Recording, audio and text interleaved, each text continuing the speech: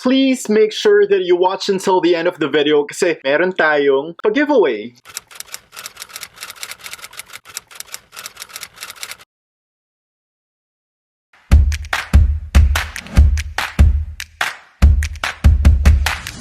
XXOO Glow Fam, Vince here and welcome back to my YouTube channel. In today's video, Glow Fam, gusto kong gumawa ng something na matagal ko nang hindi nagagawa, and that is a colorful glam. Parang if you're gonna check out my vlogs, hindi ko alam kung kailan pa yung last na colorful glam na ginawa ko. I think medyo matagal-tagal na siya. So today, we are doing a colorful glam using the It's Your Glam Eyeshadow Palette by Glamskinmanila. You all know nakakatapos lang ng isang giveaway natin ng Squad Cosmetics. Congratulations to the winner. Hindi ko alam kung sino ka kasi of course, I'm filming this in advance. And GlowFam, please make sure that you watch until the end of the video kasi meron tayong pag-giveaway. Yes, GlowFam, hindi kayo nagkakamali. This is another giveaway video. Hindi ko alam kung bakit ako palaging mag-giveaway. To be honest with you guys, I'm not really sure pero sobrang tuwang-tuwa lang talaga ako kapag merong nananalo ng giveaway. So, alam niyo naman every month meron tayong pag-giveaway and hindi mawawala yung mga giveaways na to dito sa YouTube channel ko. So now, GlowFam, what are you waiting for? Grab a drink, sit back and relax, and without further ado, let's glow!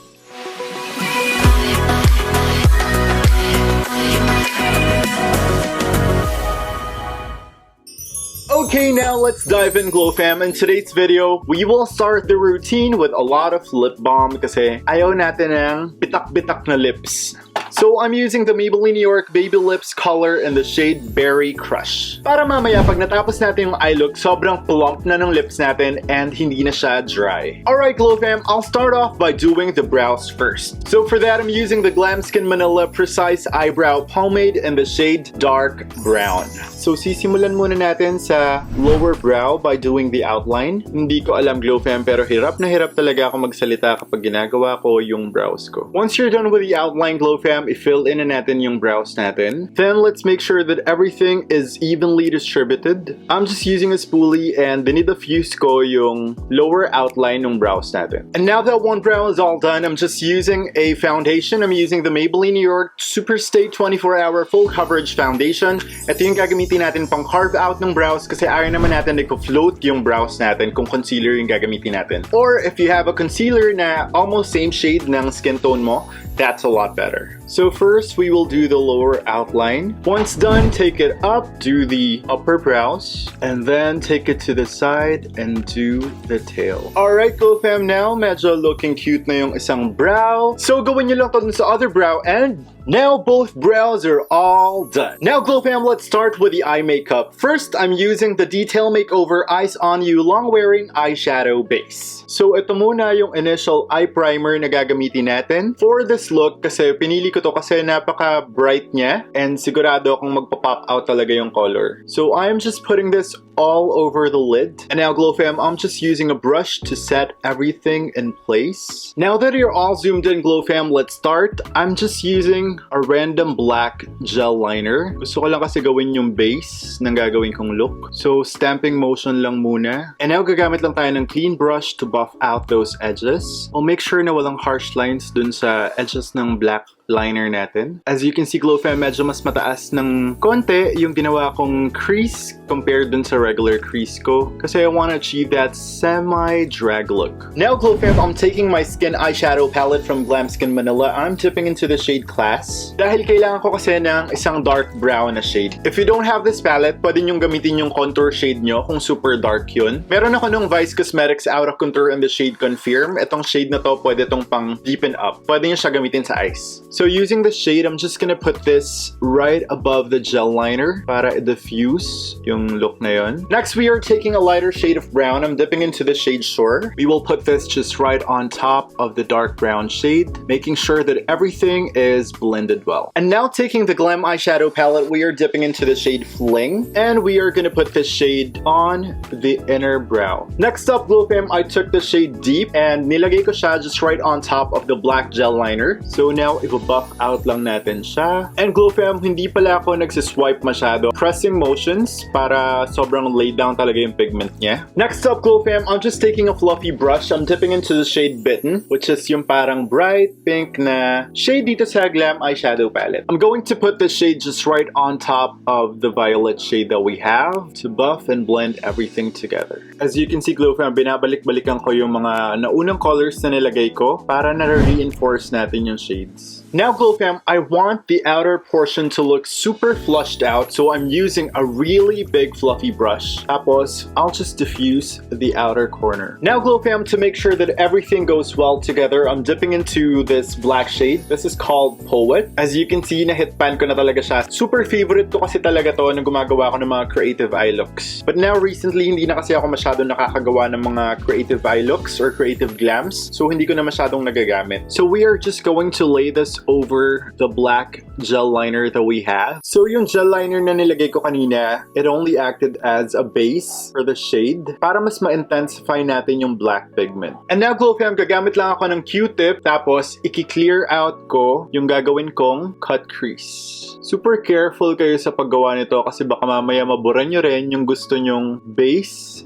So ako gusto ko medyo mataas yung gagawin kong cut crease. So iaangat natin siya. And now, Glow Fam, I'm using the L'Oreal Paris Infallible Full Wear Concealer in the shade Beige. Ilalagay ko muna siya sa back ng hand ko. Ito yung gagawin nating pang-cut ng crease. And now, let's slowly cut the crease. Be very careful, Glow Fam, pag nagka-cut kayo ng crease. Now that we are done with the cut crease, Glow Fam, it's time to do the colors for the cut crease. So first, I'm dipping into the shade Care. Para siyang bright yellow shimmer shade dito sa palette na to. I'm just using a flat fluffy brush. I will put the shade on the inner corner. I changed brushes, Glow Fam, kasi medyo malaki yung fluffy brush na gamit ko kanina. Next up, Glow Fam, we are dipping into the shade Cool. Ito yung parang green shade dito sa palette na to. And now let's put that just right beside Care. Next, Glow Fam, we are dipping into the shade Aqua. Let's put this just right beside Cool. Once Aqua is laid down, Glow Fam, let's dip into the shade Lux, which is itong napakagandang blue shade na to. Now let's put the shade just right beside Aqua. And last, Glow Fam, we are dipping into the shade Royal, which is itong Royal Blue.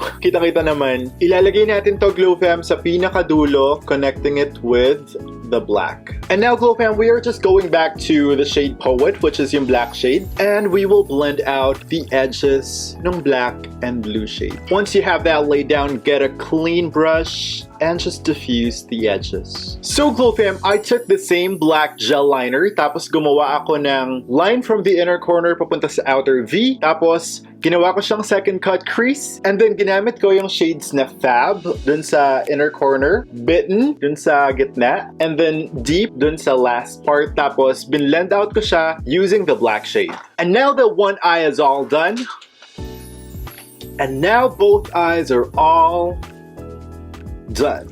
Okay, now Glow Fam, it's time for the base. Before I even started the video, I already washed my face using the Lana PH Activated Charcoal Soap and the Lana PH Soothe and Hydrate Gentle Cleanser. Naglagay na rin ako kanina nung Lana PH DNA Repair Elixir para sobrang hydrated talaga yung face natin. Now, to further prime the face, I'm using the Quick Effects No Shine Mattifier. Alam mo naman na dahil tipid-tipid tayo sa budget, Quick Effects muna yung gagamitin natin pang prime. So, ilalagay ko lang siya sa face ko, sa forehead. Next, after primer, we will set the face. I'm using the Coty Airspun Loose Face Powder in the shade Translucent with extra coverage. Parang kung isipin nyo, primer tapos setting powder, what the heck? Trust me on this, magiging sobrang smooth yung base nyo. Sure ako magugustuhan nyo to. So super light lang. I have another setting powder from Glamskinmanila. Kaso lang ito yung ginamit ko kasi less yung coverage nito. And ito lang yung gagamitin ko pang set ng primer. O diba ang weird?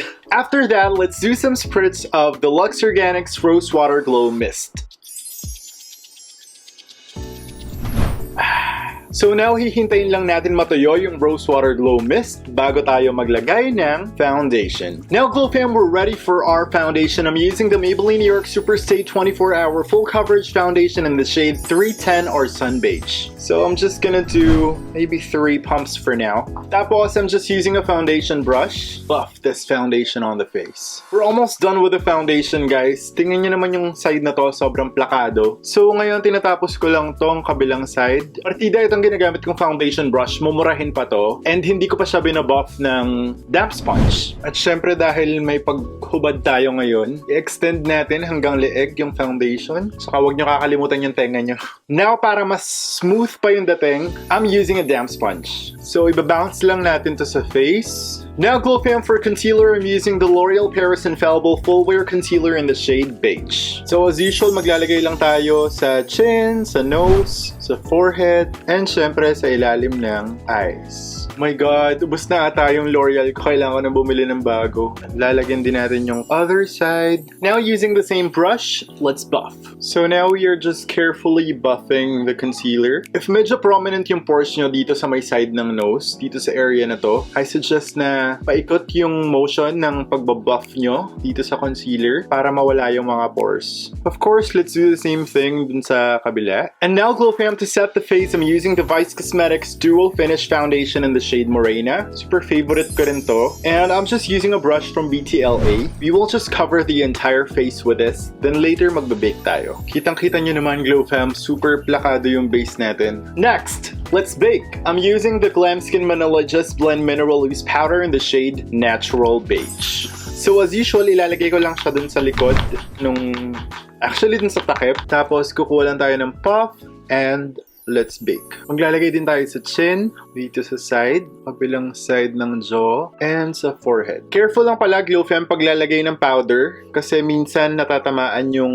brows nyo, lalo pag gawa na or tapos na yung brows nyo. So ngayon, iba-brush off ko lang siya using a spoolie. Now, GlowFam, let's finish off the lower lash line. So now we are dipping into the shade Fab. I'm just using a flat, fluffy brush. We will just connect the shade together with a yellow. Now that we have that laid down, we are dipping into the shade Linger. We will put this shade on the center of the lower lash line, connecting it with the orange shade. Okay, now let's get those purples back. So we are dipping into the shade Deep. Put this on the outer part of the lower lash line and make sure that you connect it to the outer V. Now take a clean blending brush and i-buff out nyo lang yung mga colors. Now that everything is blended out, GlowFam, it's time to remove the bake. Now, GlowFam, it's time for contour. First, I'm using the Detail Makeover Contour and Blush Palette. I am dipping into this shade. Now, kailangan natin palabasin yung mga cheekbones na yan. Siyempre, lalagyan din natin yung forehead. Of course, maglalagay din tayo sa jaw, sa ilalim ng chin. Kailangan mag-pop out yung jawline na yan. And then, let's drag it down. Now, GlowFam, to bronze the face, I'm using the Glamskinmanila Just Blend Mineral Loose Powder in the shade Tan. This is their darkest shade. And ito yung gagamitin natin pang bronze ng face natin. So, ilagay lang natin siya everywhere sa outer perimeter ng face natin. Now, GlowFam, let's contour the nose. Gamit ko lang yung same powder, yung Glamskinmanila. Ito yung papang-contour natin sa nose natin. Pag nagko-contour ako ng nose, gusto kong kinoconnect dito sa may inner portion ng lids ko, pababa. Ayan, yung buto dito, pag ganyan. Sisiguraduhin natin na manipis yung ilong natin. Tipong hindi na tayo makahinga. Tapos, kuha lang tayo ng loose powder ulit. Ibabuff natin tong gilid. Next, GlowFam, we are going back to the Glamskinmanila Just Blend Mineral Loose Powder. Yung shade na Natural Beige, we will cut the contour. And this time, instead of powder puff, gagamit ako ng sponge. So here and here. Okay, so now it's time for a blush, GlowFam. Meron akong kinakaadikang blush ngayon. Hindi ko alam kung bakit, pero gusto ko yung blush niya. Yung sa Squad Cosmetics Squad Contour and Blush Low Key Palette. And it's this one. So for this look, I wanted to do a drunk blush. So when I say drunk blush, that means all over the face. Yung parang palong-palong blush talaga. And now, GlowFam, I wanted a touch of pink banda dito, parang fused out pink. So I'm using a small fan brush. I'm dipping into the shade Bitten. I wanted pink there, pink here, pink there. Gusto ko sobrang flushed out yung pink. Cute! Let's do the other side. Pink, pink, pink, pink, pink, pink, pink there, pink here. I love this look. Medyo umaangat na yung falsies ko. Mamaya na natin ayusin. Tapusin muna natin tong look. Tanggalin na natin yung bake natin. Now, GlowFam, I need some highlights. So now I'm using the EB Advanced Glow Out Highlighter in the shade Spotlight. Ito na yung go-to highlighter ko every time. Ooh, cute. Let's do the chin. Cupid's bow, the nose, the bridge. Now GlowFam, to line the lips, I'm using the EB Matte Lip Liner. As usual, yung mga shades ng EB Matte Lip Liners, hindi ko pa rin alam hanggang ngayon dahil nandun lang siya sa packaging. So mamaya na tayo mag-usap, magle-lip liner lang ako. And then now, I will use the Maybelline New York Superstay Matte Ink in the shade Amazonian. And now GlowFam, let's put on some gloss. I'm using the EB Advanced Vinyl Lip Gloss. Lalagyan lang natin sa center and dito sa my Cupid's bow. And now GlowFam, to finish off the look, I'm doing some spritz of the Luxe Organics Rose Water Glow Mist.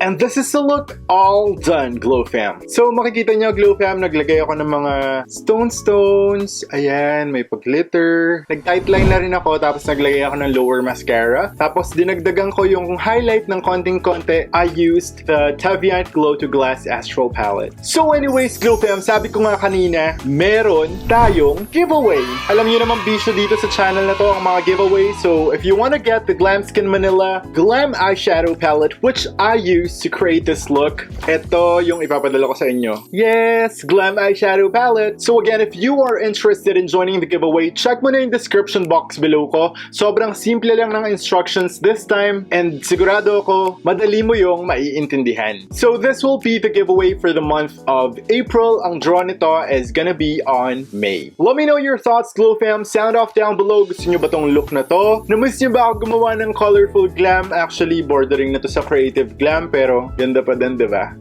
Shoutout lang sa lahat ng mga GlowFam out there. Sobrang nagpapasalamat ako sa inyong lahat sa walang sawang pagsuporta nyo sa akin. You guys know who you are. Ang dami na natin. If hindi ka pa member, meron akong link down below. Sumali ka nun sa Facebook page ng GlowFam. So that's it for today's video. Thank you so much for watching. I love you guys so much. XXOO Glow Fam, and I'll see you on the next one.